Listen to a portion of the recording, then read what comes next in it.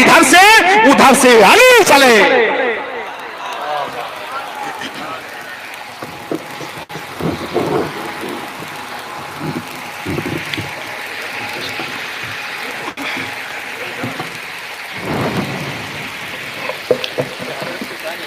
منبر نور پر تشریف فرما علماء واجب الاحترام، شورائے کرام، معزز سامعین کرام، السلام علیکم ورحمۃ اللہ وبرکاتہ. السلام ورحمۃ اللہ.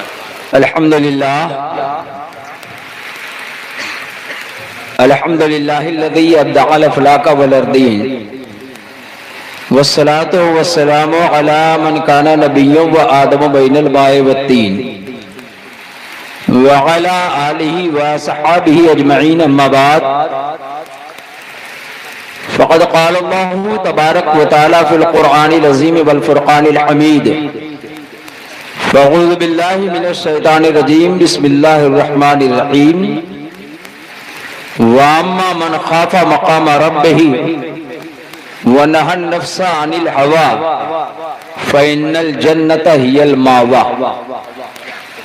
وقال رسول اللہ صلی اللہ تعالی علیہ وسلم المسلم من سلم المسلمون من لسانہ او یدہ، او کما قال رسول اللہ صلی اللہ تعالی علیہ وسلم صدق اللہ مولانا العظیم وصدق رسولہ النبی الامین المکین الکریم ونحن ولا ذالک لمن الشاہدین والشاکرین والحمد للہ رب العالمین. نعمتیں بانٹتا جس سمت وہ ذیشان گیا، نعمتیں بانٹتا جس سمت وہ ذیشان گیا، ساتھ ہی منشی رحمت کا قلم دان گیا. اور انہیں جانا انہیں مانا نہ رکھا غیر سے کام، انہیں جانا انہیں مانا نہ رکھا غیر سے کام. للہ الحمد میں دنیا سے مسلمان گیا، للہ الحمد میں دنیا سے مسلمان گیا. عزیزان ملت اسلامیہ، آیت مطلوعہ اور حدیث رسول پاک صلی اللہ تعالی علیہ وسلم کے تعلق سے تھوڑی دیر کچھ عرض و معروض سے پیشتر آئیے ہم اور آپ مل کر انتہائی عقیدت و محبت کے ساتھ اپنے اور سارے جہان کے آقا و مولا نبی الحرمین امام القبلتین جد الحسن والحسین سیدنا محمد عربی روحی فداہ بی امی صلی اللہ تعالی علیہ وسلم کے دربار میں بلند آواز سے جی لگا کر درود پاک کا نذرانہ پیش کر لیں. اللہم صلی علی سیدنا مولانا محمد وعلی علی سیدنا مولانا محمد عدد ما فی علم اللہ صلاة دائمتا بدوام ملک اللہ صلی اللہ تعالی علیہ وسلم. عزیزان ملت اسلامیہ، منبر نور پر بڑی عظیم شخصیت جلوہ فرما، بالخصوص پوروانچل کی سب سے قدیم درسگاہ، سب سے پرانی دینی درسگاہ، چشمہ رحمت کے تاج المدرسین، مصدر فضل و کرم حضرت علامہ مولانا تاج محمد خان صاحب قبلہ رئیس الاساتذہ جلوہ فرما ہے. اور ابھی آپ نے حضرت حافظ و قاری مہتاب صاحب قبلہ سے، جنہوں نے اس دارالعلوم مخدومیہ کے لیے بڑی محنت و مشقت کیا ہے، بہت محنت کیا. آج بھی الحمدللہ رہتے تو ہیں آغا پور، لیکن روحانی تعلق مخدومیہ سے آج بھی برقرار ہے، اور اللہ کرے کہ یہ جذبہ ہمیشہ سلامت رہے ان کا. ابھی تھوڑی دیر پہلے وہ بیان فرما رہے تھے، اچھا پیغام دے کر کے گئے، اچھی باتیں بتلا کر کے گئے، جس چیز کی آج ضرورت ہے وہ کہہ گئے. ہمارے اسٹیج پر شیخ القرآ حضرت قاری و مقری قاری بلال احمد صاحب قبلہ ازہری جلوہ فرما ہے. انشاءاللہ الرحمن کچھ دیر بعد آپ ان سے مصری لہجے میں قرآن عظیم کی تلاوت بھی سماعت فرمائیں. بڑا عظیم آج کا یہ منبر نور ہے. بہت دور سے تشریف لائے ہوئے ہمارے حضرت علامہ مولانا حسن رضا صاحب قبلہ اطہر بکاروی، مدرسہ حنفیہ غریب نواز سیونڈی کے استاذ، بہترین نظامت فرمانے والے، اپنی نظامت سے الحمدللہ اپنے علاقے ہی میں کیا ہمارے بھارت میں بھی اپنی عظمت کا ڈنکا بجا رہے ہیں. ہم نے بھی 2-1 مرتبہ کوشش کیا تھا کہ حضرت ہمارے ہاں شادی آباد جلسے میں تشریف لائیں. حضرت علامہ مولانا محمد مسلم صاحب مصباحی کے ذریعے کوشش کیا, لیکن حضرت کی تاریخ نہ مل سکی. پھر کوشش ہے آنے والے جلسے کے لیے, پھر حضرت کا انتخاب ہمارے یہاں ہے کہ کسی طرح سے 1 مرتبہ ضرور تشریف لے آئیں. حضرت ہمارے دیرینہ قدیم ساتھی حضرت حافظ و قاری معین احمد صاحب کو ملا, جو دیکھنے میں گدڑی میں لال سمجھیے آپ ان کو, گدڑی میں لال ہیں یہ. الحمدللہ دعائیں فرمائیں آپ حضرات. انہوں نے ابھی انقریب بڑی محنت کیا ہے, بڑی مشقت کیا ہے. قرآن حضرات حفاظ کرام سنیں گے ان کی کاوشوں کے بارے میں تو آشاش کر اٹھیں گے.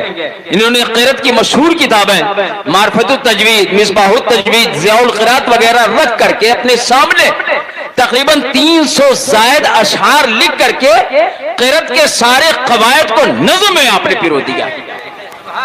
کتنی عرقریزی کی بات ہے یہ, کتنی مشقت کی بات ہے. یہ علماء کرام بیٹھے, آپ ان سے پوچھو کسی نثر کو نظم کا جامہ پہنا دینا اور شاعری کے روپ میں قواعد کو لا کر کے نگاہ کے سامنے رکھ دینا بہت دشوار کام ہے.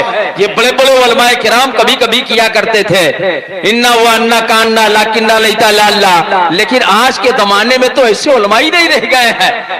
انولن پس کے زنی 4 حرف معتبر نصب مستقبل کنندی جملہ دائم اقتضا, یہ بڑے علماء کرام کا کام تھا.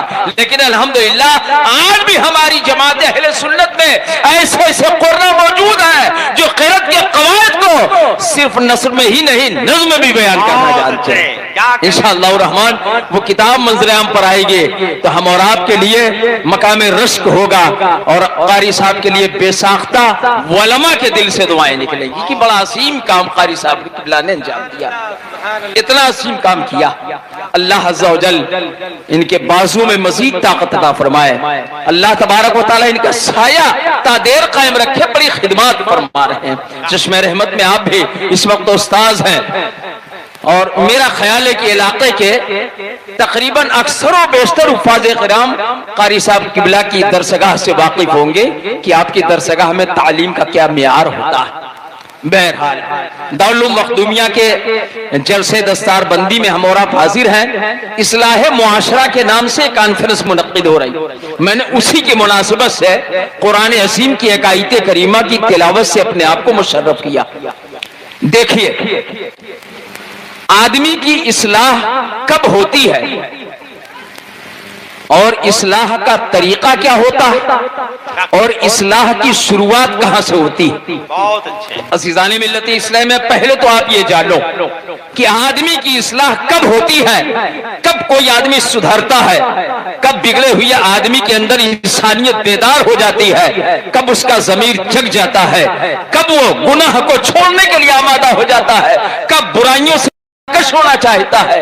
عزیزان ملت اسلامیہ ایک ایسی چیز ہے کہ جب آدمی کے اندر 2 چیزیں پیدا ہوتی ہیں تو آدمی گناہ سے دور ہونے لگتا ہے, برائیاں چھوڑنے لگتا ہے, رب کے قریب ہونے لگتا ہے, اللہ و رسول کی محبت اس کے دل میں بیدار ہونے لگتی ہے. جو 2 چیزیں جس مرد مومن کے دل میں پیدا ہو جاتی ہے بلا شبہ وہ آدمی اپنی بھی اصلاح کرتا ہے اور جہاں بیٹھ جایا کرتا ہے وہاں قوم کی بھی اصلاح کرتا ہے. وہ 2 چیزیں ہیں کیا؟ رب قرآن عظیم میں اعلان و ارشاد فرماتا ہے وَأَمَّا مَنْ خَافَ مَقَامَ رَبِّهِ وَنَهَى النَّفْسَ عَنِ الْهَوَىٰ فَإِنَّ الْجَنَّةَ هِيَ الْمَأْوَىٰ. وہ بندے مومن کہ جو رب کے حضور کل میدان محشر میں کھڑے ہونے سے خوف کھایا اور اپنے نفس کو برائیوں سے روک لے گیا تو بلا شبہ ایسے آدمی کے لیے جنت ہی ٹھکانا. گویا 2 چیزیں ہم اور آپ کے لیے معیار اصلاح ہیں. ایک تو ہمارے دل میں, ہمارے نفس میں, ہماری فکر میں, ہمارے ذہن میں, ہمارے تدبر میں, ہماری عقل میں رب کا خوف پیدا ہو جائے, اللہ کا خوف پیدا ہو جائے. اور دوسری چیز ہماری اصلاح کے لیے کیا ہے کہ ہم اپنے نفس کو برائیوں سے روک لے جائیں. بہت اچھے. جب ہم 2 کام یہ کر لے جائیں گے, اللہ کا خوف پیدا ہو جائے گا, نفس کو برائی سے روک لے جائیں گے, تو ہم اس زمین کی طرح ہو جائیں گے جو زمین فصل اگانے کے لائق ہوا کرتی ہے. ورنہ تو اس زمین میں اناج ڈالنا ہی بیکار ہو جائے گا جس کے اندر پیدا کرنے کی صلاحیت ہی نہ ہو۔ پتھروں پہ لے جا کر کے بیج ڈال دیا جائے تو فصل نہیں اگا کرتی ہے۔ زمین پہلے فصل اگانے کے قابل ہوتی ہے تو اس میں دانے ڈالے جاتے ہیں، اس کو فصل کے لائق تیار کیا جاتا ہے۔ رب نے ارشاد فرمایا کہ جس بندے مومن کے دل میں اللہ عز و جل اپنے خوف پیدا فرما دیتا ہے اور وہ بندے مومن اپنے نفس کو برائیوں سے روکنے لگتا ہے تو رب خود ہی فرماتا ہے اب تو جنت ہی اس کا ٹھکانہ ہے، جنت ہی اس کا گھر ہے۔ ظاہر سی بات ہے جب وہ جنتی ہوگا تو دنیا میں برائیوں سے دور ہو جائے گا، دنیا میں اچھائیوں کے قریب ہو جائے گا۔ رب سے دور تھا تو رب سے قریب ہو جائے گا، شریعت سے دور تھا شریعت کے قریب ہو جائے گا، اللہ اور رسول کی محبت اس کے دل میں پیدا ہو جائے گی۔ تو بلا شبہ ایسا آدمی جب خود سدھرے گا تو دوسروں کو سدھارنے کی صلاحیت اس کے اندر پیدا ہوگی۔ کیا کہنے ہیں؟ اب اصلاح کہاں سے ہو؟ بہت اصلاح کہاں سے ہو؟ اصلاح معاشرہ کانفرنس ہے تو اصلاح خالی ہم دوسروں کی کریں کھڑے ہو کر کے تو زندگی میں کبھی نہیں ہو۔ بہت اچھے، کیا لمحے فکریہ ہے۔ اصلاح ہم آپ کی کریں، صرف ہم آپ کو ڈانٹیں، صرف ہم آپ کو برائیوں سے روکیں اور ہم برائیوں کے دلدل میں پھنسے رہیں، ہم برائیوں کے گڈھے میں پڑے رہیں تو ہم کبھی اصلاح نہیں کر سکتے ہیں۔ ہر آدمی اگر اپنی اصلاح خود پہلے کرے تو بلا شبہ پورا معاشرہ خود درست ہو جائے گا، سارے لوگ اچھے ہو جائیں گے، سارے لوگوں کے اندر نیکیوں کا جذبہ پیدا ہو سکتا ہے۔ تو اصلاح کی شروعات ہر آدمی کو اپنی ذات سے کرنا چاہیے، ورنہ تو تنقید کا پہلو بہت بڑا، تنقید کا باب تو بہت آسان ہے، لوگوں کو دوسرے کی آنکھ کا تنکا نظر آتا ہے اور اپنی آنکھ کا شہتیر نہیں دکھائی پڑتا، تو ہمیں اپنی اصلاح پہلے کرنی چاہیے۔ ہر آدمی کو پہلے اپنی اصلاح کرنی چاہیے، جب ہر آدمی پہلے اپنی اصلاح کرے گا وہ خود صحیح ہو جائے گا، وہ غلط راستے سے بچ جائے گا، اپنے آپ کو برائیوں سے روک لے جائے گا، اپنے اندر جذبات پیدا کر لے گا اصلاح کا اور اللہ عز و جل کا خوف پیدا کر لے گا۔ جب وہ خود رب سے ڈرنے لگے گا تو دوسروں کو ڈرائے گا تو دوسروں کے اندر ڈر پیدا ہو جائے گا، خود صحیح ہو جائے گا، دوسروں کو راستہ دکھلائے گا تو دوسرا بھی اچھے راستے پر چلنے کے لیے تیار۔ تو اصلاح کا طریقہ ہی یہ ہے کہ ہم پہلے اپنی اصلاح کریں، ہم پہلے اپنے اندر سدھار پیدا کریں، ہم صحیح ہو جائیں گے، ہم سدھر جائیں گے، ہم صحیح راستے پہ چلیں گے تو بلا شبہ ہم دوسروں کو سدھار بھی سکتے ہیں، دوسروں کی اصلاح بھی کر سکتے ہیں، دوسروں کو برائیوں سے روک بھی سکتے ہیں۔ اور اصلاح کا طریقہ کیا ہو؟ تو عزیزان ملت اسلامی، اصلاح کا طریقہ یہ نہیں ہے کہ ہم نے آپ کو ڈانٹ دیا، ہم نے آپ کو پھٹکار دیا، برائیاں دیکھے آسین سمیٹ لیا اور 10-20 جملے آپ کے سامنے رکھ دیا۔ نہیں، اصلاح جو پیار سے ہو جاتی ہے، جو محبت سے ہوتی ہے، جو خفیہ طریقے سے ہوتی ہے، جو نرمی سے ہوتی ہے، جو اخلاص سے ہوتی ہے، وہ کبھی سختی سے اصلاح نہیں ہو سکتی ہے۔ ہم آپ کو دکھلائیں اصلاح کا ایک بہترین طریقہ۔ حضرت سیدنا سرکار امام حسن رضی اللہ تعالیٰ عنہ مسجد میں موجود، ایک صحابی آئے، وضو کیا اور وضو کرنے میں کچھ بد احتیاطی یوں ہوئی کہ اعضائے بدن میں ہاتھ کے کہنیوں کا تھوڑا سا حصہ سوکھا رہ گیا۔ حضرت سیدنا سرکار امام حسن رضی اللہ تعالیٰ عنہ کی نگاہ اس سوکھے حصے پر پڑتی ہے، آپ صحابی رسول سے عرض کرتے ہیں کہ آپ اللہ کے رسول کے صحابی ہیں، میرے نانا جان کے صحابی ہیں، امام الانبیاء صلی اللہ تعالیٰ علیہ وسلم کی صحبت بابرکت میں آپ کو رہنے کا زیادہ اتفاق حاصل ہوا ہے، میں چاہتا ہوں کہ میں آپ کے سامنے وضو کروں اور آپ میرا وضو دیکھیں کہ کیا میرا وضو یہ درست ہوتا ہے، اگر کہیں کوئی کمی ہوتی ہے تو میری اصلاح فرما دیجئے۔ صحابی رسول ٹھہر جاتے ہیں، آقا کریم امام الانبیاء خاتم پیغمبروں مجھے تخلیق کائنات نبی دو عالم صلی اللہ تعالیٰ علیہ وسلم کا شہزادہ صحابی کی بارگاہ میں عرض کرتا ہے، آپ صحابی رسول ہیں، آقا کی بارگاہ میں صحبت کا موقع زیادہ ملا ہے، میں وضو کرتا ہوں، میرا وضو دیکھ کر کے میری اصلاح فرما دے۔ صحابی ہیں، ٹھٹکتے ہیں اور دل میں یہ خیال پیدا ہوتا ہے کہ ضرور کوئی نہ کوئی کوتاہی میرے اندر ہے، جبھی تو شہزادے رسول یوں فرماتے ہیں لیکن زبان نہیں کھلتی ہے. حضرت سیدنا امام حسن لوٹے میں پانی لیتے ہیں, وضو کے لیے بیٹھ جاتے ہیں, انتہائی احتیاط کے ساتھ آپ نے گٹوں تک ہاتھ دھلا, آپ نے کلی کیا, آپ نے ناک میں پانی ڈالا, آپ نے انتہائی احتیاط کے ساتھ بال اگنے کی جگہ سے تھوڑی کے نیچے تک ایک کان کی لو سے دوسرے کان کے لو تک احتیاط کے ساتھ آپ نے چہرہ دھلا اور پھر ہاتھ دھلا تو بار بار اپنی کہنیوں کو گھما کر کے ہاتھ دیکھتے ہیں کہ پورا ہاتھ بھیگا کہ نہیں ہے, پورا ہاتھ تر ہو گیا کہ نہیں ہے, پورا ہاتھ تر ہو گیا, پورے ہاتھ پر پانی بہ گیا کہ نہیں بہ گیا. جب اس احتیاط کے ساتھ آپ نے وضو کیا تو صحابی رسول ہے ہاتھ جوڑتے ہیں, شہزادے رسول وضو میرے وضو میں کمی ہے, مجھ سے کوتاہی ہو گئے, میں نے خیال نہیں کیا, اب آئندہ سے وضو کروں گا تو بال برابر آ جائے, وضو میں کوئی حصہ سوکھا ہو جائے گا. اصلاح کا یہ طریقہ ہے جو سید الشہداء حضرت سیدنا امام حسین رضی اللہ تعالیٰ عنہ کے برادر اکبر نے عملی طور پہ کر کے دکھایا. آج جوتے مارنے سے اصلاح نہیں ہوتی ہے, بہت اچھے, سختی کرنے سے اصلاح نہیں ہوتی ہے. مجھے ایک بزرگ کا بڑا اچھا قول بہت اچھی طرح سے یاد ہے. آپ نے ارشاد فرمایا سختی کرنے سے میاں کوئی پانی نہیں دیتا اور محبت سے چاہو تو نجاست بھی اٹھا دے گا. بہت اچھے, سختی کرنے سے کوئی گلاس میں پانی بھی دینے کو تیار نہیں ہوگا اور پیار سے محبت سے اگر اس سے چاہو تو وہ نجاستیں بھی صاف کر دے گا, جھاڑو بھی لگانے کے لیے تیار ہوگا. عزیزان ملت یہ اصلاح کا طریقہ ہوتا ہے. آج ہم اور آپ کی اصلاح کی ضرورت ہے, بلا شبہ ضرورت ہے. حضرت حافظ و قاری مہتاب صاحب قبلہ آپ لوگوں سے بیان فرما رہے تھے, پیغام دے رہے تھے اپنی اصلاح کرو. آپ اصلاح کا طریقہ کیا انہوں نے بتلا دیا, بہترین حافظ لے آؤ, اچھے قاری کو لے آؤ, اور معلوم ہے آپ کو جو اچھا قاری آپ کے یہاں ہوگا, اچھا حافظ قرآن ہوگا, بہترین قرآن پڑھتا ہوگا, تجوید کے ساتھ قرآن پڑھتا ہوگا, ترتیل کے ساتھ قرآن پڑھتا ہوگا, تو یاد رکھو من جودا جودا عقبہ, جس نے بہتر ڈھنگ سے قرآن عظیم کی تعلیم کر دیا, دے دیا, سیکھ لیا, اس نے اپنی دنیا بھی سنوار لیا, اپنی آخرت کو بھی سنوار لیا. کیا کہنے, کیا کہنے. اور یاد رہے قرآن ہے امام الانبیاء, خاتم پیغمبر, وجہ تخلیق کائنات, نبی دو عالم صلی اللہ تعالی علیہ وسلم کا ایک فرمان سماعت کر لو. آپ دنیا میں بڑا بزنس کرتے ہو, بہت بہتر ہو, ہرگز نہیں. بڑی تجارت ہے آپ کے, بڑے کسان ہو آپ, بہت بڑے مالدار ہو آپ, بہت بڑے بزنس مین ہو آپ, بہت بڑے کاروباری ہو آپ, لیکن کیا آپ رب کی بارگاہ میں بہت اچھے ہو؟ ہرگز نہیں. اچھا کون ہے, بہتر کون ہے, اچھا اور عمدہ کون ہے؟ تو امام الانبیاء, خاتم پیغمبر, وجہ تخلیق کائنات, نبی دو عالم صلی اللہ تعالی علیہ وسلم ارشاد فرماتے ہیں خیرکم من تعلم القرآن وعلمہ, یاد رکھو تم میں سب سے بہتر وہ آدمی ہے جو قرآن سیکھا کرتا اور سکھلایا کرتا. بہت اچھے, یہ تو اچھی چیز ہے, تم اس کام کو کرو, تم اچھے ہو جاؤ, تم بہتر ہو جاؤ.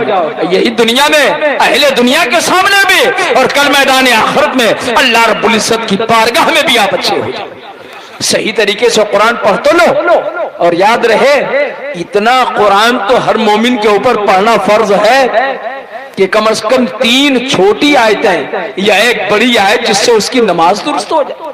اگر اتنا بھی نہیں پڑھے گا تو کل رب کی بارگاہ میں جواب دہ ہوگا وہ. ہاں, آپ کے دماغ میں اور دل میں, ذہن و فکر میں اگر یہ بیٹھ چکا ہے کہ ہم نے پڑھا ہی نہیں ہے, ہم جانتے ہی نہیں ہے, ہم نے سیکھا ہی نہیں ہے, تو یاد رہے لا علمی کل میدان محشر میں رب کی بارگاہ میں آپ کا عذر نہیں ہوگا. آپ یہ کہو کہ میں نہیں جانتا, یہ لا علمی آپ کا عذر نہیں ہو سکتی, آپ کا یہ عذر قابل قبول نہیں ہوگا.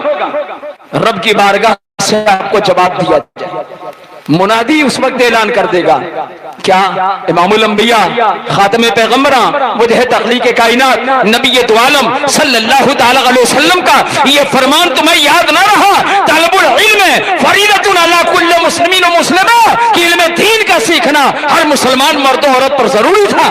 تم نے سیکھا نہیں, تم نے اپنی اولادوں کو سکھایا نہیں, تو یہ نہ سیکھنا نہ سکھلانا کل میدان محشر میں آپ کے لیے عذر نہیں ہو سکتا. اس لیے سیکھنا ضروری ہے. آپ سیکھو, اپنی اولادوں کو سکھاؤ. اور یاد رہے عزیزان ملت اسلامی, قرآن عظیم ایسی مقدس کتاب, ایسی عظیم کتاب, یہ حفاظ کرام دیکھ رہے ہیں, اما دنیا کی کوئی چھوٹی سے چھوٹی کتاب حرف بحرف بعینہ ہی لفظ بلفظ یاد کرنا کسی انسان کے بس کی بات نہیں، چہ جائے کہ قرآن عظیم، لیکن یہ پروردگار عالم کا بے پناہ فضل ہوتا ہے، اللہ عز و جل کی رحمت کاملہ اس بندے پر ہوا کرتی ہے، اور اللہ اپنے فضل سے اپنے حبیب الحبیب نبی آخر الزماں کے صدقے میں چاہ لیتا ہے جس بندے کے لیے اس کے سینے میں قرآن عظیم جیسی مقدس کتاب کو اتار دیا کرتا ہے۔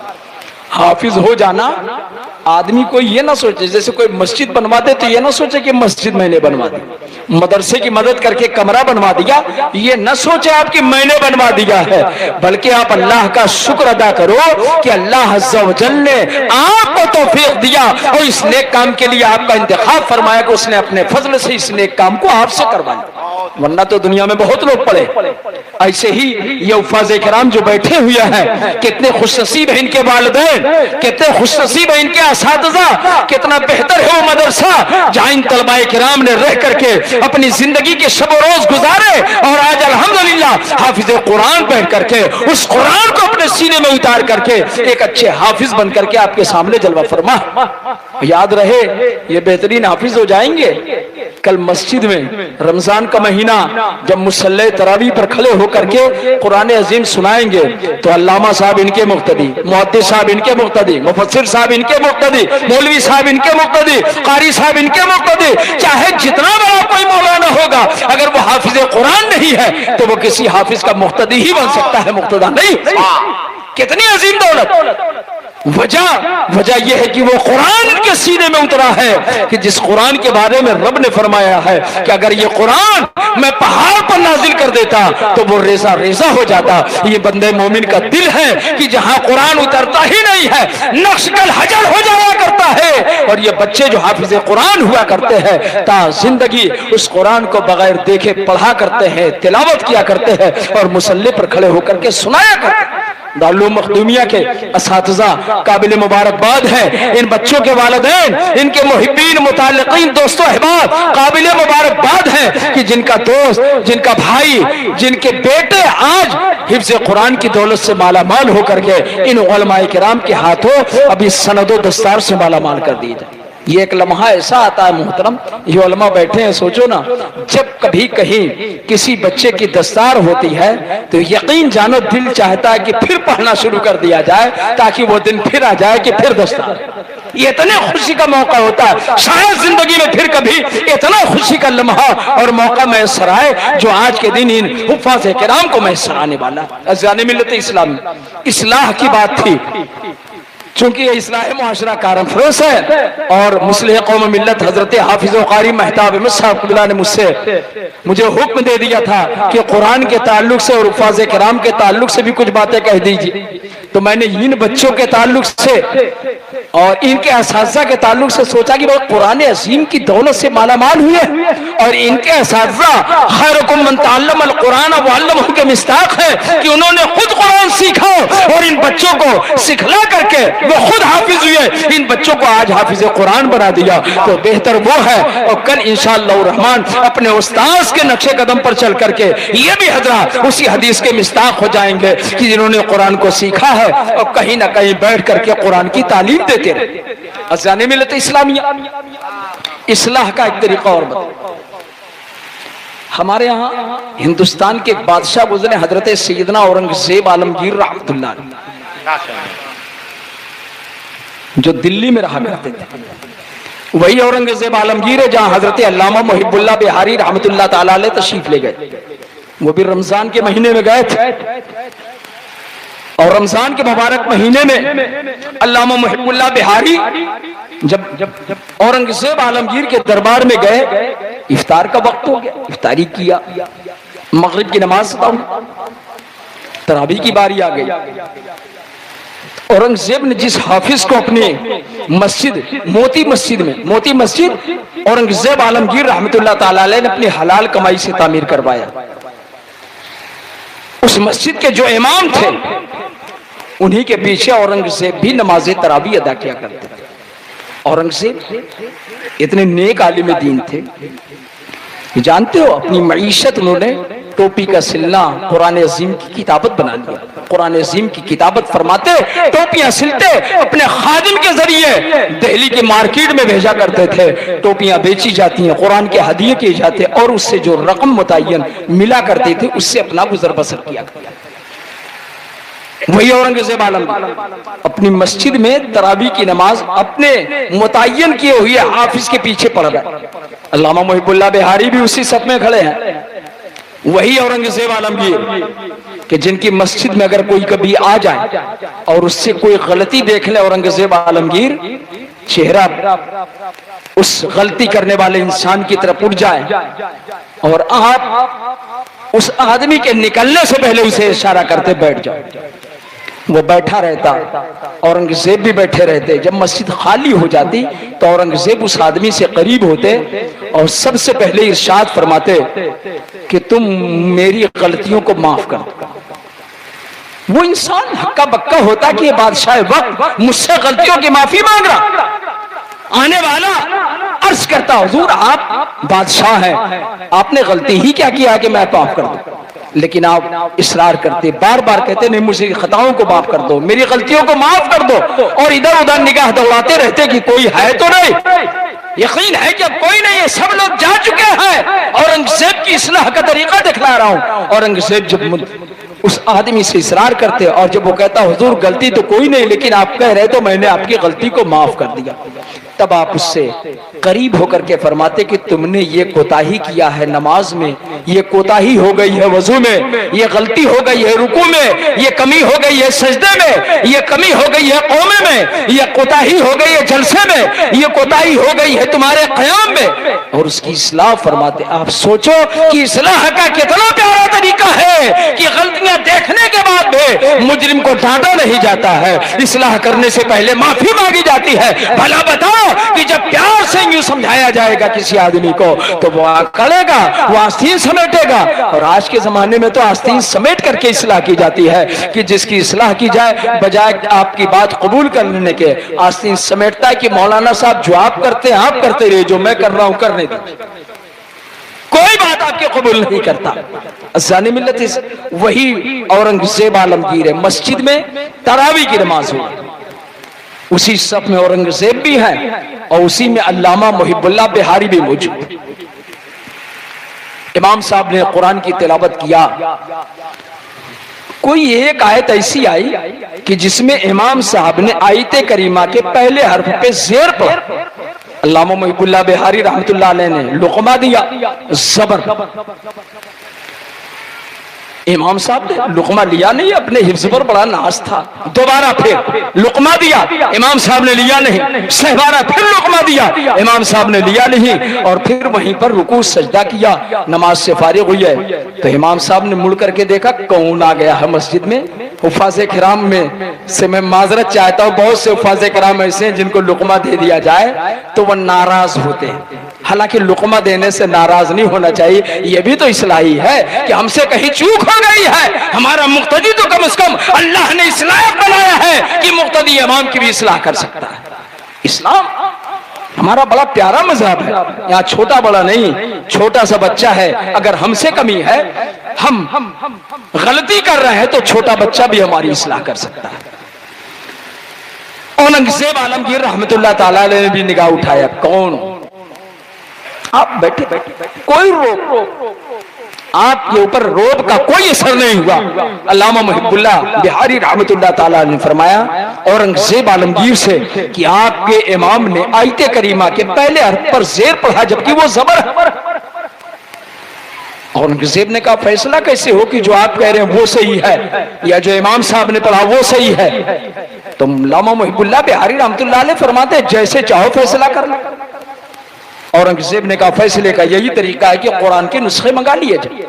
اب قرآن کے نسخے منگائے گئے, مسجد میں رکھا وہ نسخہ, لال قلعے میں رکھا وہ نسخہ, محل میں رکھا وہ نسخہ, اور جب چند نسخے اکٹھا کر دیے گئے تو اس میں 3 یا 4 قرآن عظیم ایسا کہ جس میں آیت کریمہ کے پہلے حرف پہ زیر لکھا ہوا, اور 2 نسخے ایسے کہ جس پہ آیت کریمہ کے پہلے حرف پہ زبر لگا ہوا تھا. اب اورنگزیب عالمگیر نے فرمایا کہ اب آپ بتلائیے کہ 4 نسخہ میرے امام کی تائید کرتا ہے, 2 نسخہ نسخہ ایسا ہے کہ جس میں آپ کے قول کی تائید ہوتی ہے، تو علامہ محب اللہ بہاری نے فرمایا جو 4 نسخے آپ کے امام کے قول کی تائید کرتے ہیں یہ تو وہی نسخے ہیں جس کی کتابت آپ نے کیا ہے، اور یہ 2 نسخے جو میرے قول کی تائید کرتے ہیں یہ تو دوسرے نسخے، اس کی تو تلاوت آپ نے، اس کی تو کتابت آپ نے نہیں کیا ہے۔ اورنگزیب عالمگیر رحمت اللہ علیہ نے فرمایا کہ پھر تو 4 نسخے والے، اگر ایک میں غلطی مجھ سے ہوئی تو 2 میں ہو سکتی تھی، 3 میں ہو سکتی تھی، 4 جگہ تو غلطی نہیں ہو سکتے۔ علامہ محب اللہ بہاری رحمت اللہ علیہ نے بڑے ہی اطمینان کے ساتھ جواب دیا، اورنگزیب جو تم نے لکھا ہے وہ غلط تھا، غلط ہے، غلط رہے گا، اور جو میں نے کہا وہی صحیح تھا، وہی صحیح ہے، وہی صحیح ہے۔ تو اورنگزیب عالمگیر نے کہا پھر آپ کے قول کی تصدیق کیسے ہو؟ تو آپ نے ارشاد فرمایا قریب آ جاؤ، اپنے قریب بلا لیا۔ علامہ محب اللہ نے اپنی چادر اتاری اورنگزیب کے سر پہ ڈالے اور ارشاد فرمایا کہ دیکھو کہاں تک نظر آتا ہے؟ اس نے کہا آسمان تک۔ ارشاد فرمایا اور دیکھو، کہا سدرۃ المنتہا تک نظر آنے لگا۔ آپ نے ارشاد فرمایا لوح محفوظ دکھائی پڑتا ہے؟ کہا ہاں دکھائی پڑتا ہے۔ آپ نے ارشاد فرمایا پڑھو وہاں قرآن پہ کیا لگا ہوا ہے، قرآن کی پہلی آیت کریمہ پہ کیا لگا ہوا ہے، کون سی حرکت لگی ہوئی ہے؟ اورنگزیب عالمگیر نے چادر اتاری اور پاؤں پکڑ لیا۔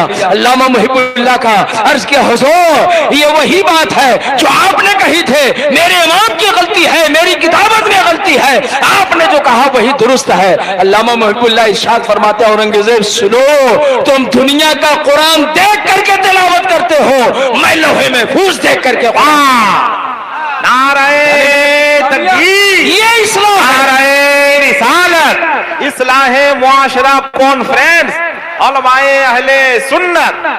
کہیں اورنگزیب اصلاح کرتے ہیں تو لوگوں سے معافیاں مانگ کر کے اصلاح کرتے ہیں، کہیں علامہ محب اللہ جیسا عالم جید عالم دین جب بادشاہ کی اصلاح کرنے پر آماتا ہے تو کتابیں دکھلا کر کے نہیں، لوح محفوظ کا مشاہدہ کرا کر کے اصلاح کرا دیا کرتا ہے۔ عزیزان ملت اسلامیہ، تو اصلاح حضرت سیدنا امام حسن نے اپنا وضو دکھلا کر کے کیا، اصلاح اورنگزیب نے اپنے قول سے کیا، اصلاح حضرت علامہ محب اللہ بہاری رحمت اللہ تعالی علیہ نے لوح محفوظ پر لکھے ہوئے قرآن کی تلاوت کروا کر کے کیا، اور یہ اصلاح اس وقت قابل قبول ہو گئے جب لوگوں کے دلوں میں خوف خدا، صحابی تھے، اللہ کا خوف دل میں تھا، رسول کائنات کی محبت ہے، ان کے پیش نظر وعید کریمہ تھی ما آتاکم الرسول فخذوہ وما نہاکم عنہ فانتہوا۔ انہوں نے اللہ اور رسول کے فرمان کے سامنے سر جھکا دیا۔ عزیزان ملت اسلامیہ، آج ضرورت اس بات کی کہ ہم سب لوگ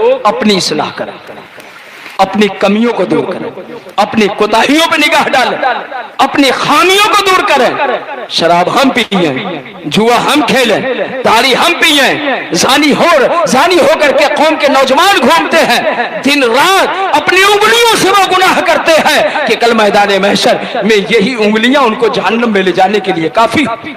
اور روزانہ علماء کرام پر تنقیدیں ہوتی، مولانا لوگ قوم کی خبرگیری نہیں کرتے۔ عزیزان ملت اسلامیہ، اپنی خبرگیری کی آپ کو اگر فکر ہو جائے تو علماء کو کئی دن نہیں گھنٹے میں آپ کی اصلاح کی فکر رہتی ہے، اور گھنٹہ سے کم لگے گا آپ کی اصلاح ہو جائے گی، اس شرط کے ساتھ کہ آپ کے دل میں اللہ کا خوف پیدا ہو جائے اور آپ آمادہ ہو جاؤ کہ ہم اپنے آپ کو گناہوں سے روکنے کی کوشش کریں۔ انشاءاللہ الرحمن آپ صحیح ہو جاؤ گے، معاشرہ درست ہو جائے گا، آپ صحیح ہو جاؤ، آپ کا گھر صحیح ہو جائے گا، آپ صحیح ہو جاؤ گے، اولادیں صحیح ہو جائیں گے، آپ صحیح ہو جاؤ گے، سوسائٹی صحیح ہو جائے گی، آپ صحیح ہو جاؤ گے، گاؤں صحیح ہو جائے گا، چند گاؤں مل کر کے صحیح ہو جائے تو سارا شہر صحیح ہو جائے۔ اصلاح ایسے تھوڑی ہوتی ہے کہ اپنے دروازے پہ جھاڑو لگایا یوں اور کوڑا آدھا ایک پڑوسی کے دروازے پر، آدھا دوسرا پڑوسی کے دروازے پر، اصلاح ہوگی؟ ہرگز نہیں۔ اصلاح کا طریقہ یہ ہے کہ آپ صبح میں اگر اپنے دروازے کو جھاڑتے ہو تو اپنے داہنے اور بائیں پڑوسی کے دروازے کو جھاڑ دو۔ 2 دن آپ اٹھ کر کے دروازہ نہیں جھاڑنا ہوگا، دونوں پڑوسی 2 دن تک آپ کا دروازہ جھاڑتے رہیں۔ یہ اصلاح کا طریقہ ہے۔ جب آپ اپنے پڑوسی کا خیال رکھو گے، اس کی بھی فکر آپ کو لاحق ہوگی، جب اس کی بھی صاف صفائی کا لحاظ آپ کو ہوگا تو بلا شبہ آپ کی بھی صفائی کا لحاظ ہے۔ ایک بزرگ تھے، میں حضور سیدی سرکار آقای نعمت मुर्शिद बरहक हजरत अल्लामा मौलाना अलहाज अशाह मुफ्ती मुहद्दिस मुफक्किर हाफिज व कारी सरकार सैयद मुस्तफ़ा हैदर हसन मियां साहब बिला मारहवी अहसनुल उलमा रदियल्लाहु ताला अन्हु के दस्ते हक पर बैठ सरकार अहसनुल उलमा रदियल्लाहु ताला अन्हु एक मर्तबा फरमा रहे थे, बड़ी अच्छी, बहुत अच्छा लगा। मारा शरीफ हाजिर था, मजलिसी गुफ्तगू थी, अपने असातिज़ा के साथ गया था, तो फरमाने लगे कि इस्लाह लोगों की हर हाल में होनी चाहिए, लेकिन इस्लाह का तरीका ये नहीं है लोगों को डांट दिया जाए, फटकार दिया जाए, बोल दिया जाए, बल्कि जिस किसी की गलती नजर आए उसे गले लगा करके उसके कान में उसकी कमी बयान कर दी जाए, इंशाअल्लाह सीने से सीना जुदा न होने पाएगा और मुखातब की इस्लाह हो जाएगी। कितना अच्छा तरीका मुर्शिद बरहक ने। आज जरूरत है इस बात की कि हमारे अंदर कमी हो, आप हमारे कान में बतला दीजिए। मजमे आम में अगर आप कहेंगे, चिल्लाएंगे, तो हमारी इस्लाह कभी नहीं होगी। हम मजमे आम में चिल्ला करके आपकी कोताहियां बयान करेंगे तो आपकी इस्लाह कभी नहीं होगी। सन्नाटे में, तन्हाइयों में बुला करके अगर डांट दिया जाए, बोल दिया जाए, तो आदमी दूसरों के सामने नहीं है ना कि उसकी रुसवाई हो जाए, शर्मिंदगी हो जाए, वो आपकी इस्लाह को कबूल कर लेगा। अजीज़ान मिल्लत इस्लामिया, कोशिश करो कि हम और आप खुद नेक बन जाएं। अल्लाह अज़्ज़ा व जल अपना खौफ दिल में पैदा फरमा दे। आक़ाए करीम इमामुल अंबिया खादिम पैगंबर वजह तखलीक़ कायनात नबी करीम सल्लल्लाहु अलैहि वसल्लम इरशाद फरमाते हैं, उसी एक हदीस पर आप अमल कर लो। अल्लाह के रसूल फरमाते हैं, अल मुस्लिमो सलमल मुस्लिमूना मिन लिसानिही व यदिही, मोमिन कामिल वो है कि जिसकी जबान और हाथ से दूसरे मुसलमान महफूज हो जाए। ना अपनी जबान से किसी को ईज़ा दो, ना अपने हाथ से किसी को ईज़ा दो, ना अपने पैर से किसी को ईज़ा दो, ना अपने किसी फेल से किसी को ईज़ा दो। ज़ियाने मिल्लत इस्लामिया, जब आप आमादा हो जाओगे कि मेरी जात से किसी को तकलीफ ना पहुंचने पाए, तो अगला आपके अखलाक, किरदार और कैरेक्टर को देख करके वही अमल अपनाएगा। नतीजा ये होगा कि देखते देखते कौम के सारे लोग एक दूसरे को तकलीफ पहुंचाने से बच। जानते हो हजरत सैयदना लुत्फुल्लाह शाह बिलगिरामी रहमतुल्लाह ताला, उनके एक बड़े करीबी दोस्त थे। अक्सर व बेशतर उनसे मुलाकात के लिए वो जाया करते थे। एक मरतबा तशरीफ ले गए, दरवाजे पर पहुंचे, वहीं से वापस हो। चंद दिन बीता, हफ्ता बीता, महीना बीता, अपने दोस्त के घर नहीं गए। दोस्त को ख्याल आया कि लाओ चल करके अल्लामा लुत्फुल्लाह से मुलाकात कर ली जाए, जय्यद आलिम दीन है अपने ज़माने, बिलगिराम की सरजमीन पर आराम फरमा, जाओ चल करके मुलाकात कर लिया जाए। गए, हजरत अल्लामा लुत्फुल्लाह बिलगिरामी से सलाम किया, मुसाफा किया, बैठ गए। बात में अर्ज किया, हुजूर बहुत दिनों से आप मेरे घर तशरीफ नहीं लाए। तो अल्लामा लुत्फुल्लाह फरमाते, क्या करूं, बराबर जाता आता था तुम्हारे घर, लेकिन मैंने देखा कि तुम्हारे घर की दीवार मोटी हो गई है, जिससे पड़ोसियों को तकलीफ होती है। मैं ऐसे दरवाजे में नहीं जाना चाहता कि जिसके ज़बान और हाथ से दूसरों को तकलीफ पहुंचा। यह है इस्लाह। तो हम और आपको अपनी भी करनी चाहिए, अपने मुताल्लिक़ीन व अहबाब की भी इस्लाह करनी चाहिए। अल्लाह अज़्ज़ा व जल की बारगाह में दुआ, मौला अज़्ज़ा व जल हम सब लोगों को अपना खौफ अता फरमा, हम सब लोगों को तौफीक अता फरमा कि हम बुराइयों से बचें, और जब तक इस दुनिया में जिंदा रहे ईमान के साथ मौला जिंदा रहे, और जब इस दुनिया से हम आपका खात्मा हो तो सबकी जुबान पर कलमे ला इलाहा इल्लल्लाह मुहम्मदुर रसूलुल्लाह का विर्द हो। कब्र में, हश्र में, मीज़ान पे सरे पुल पे कहीं, कब्र में, हश्र में, मीज़ान पे सरे पुल पे कहीं, न छूटे हाथ से दामाने मोहल्ला तेरा। आमीन। अस्सलामु अलैकुम व रहमतुल्लाहि व बरकातहू।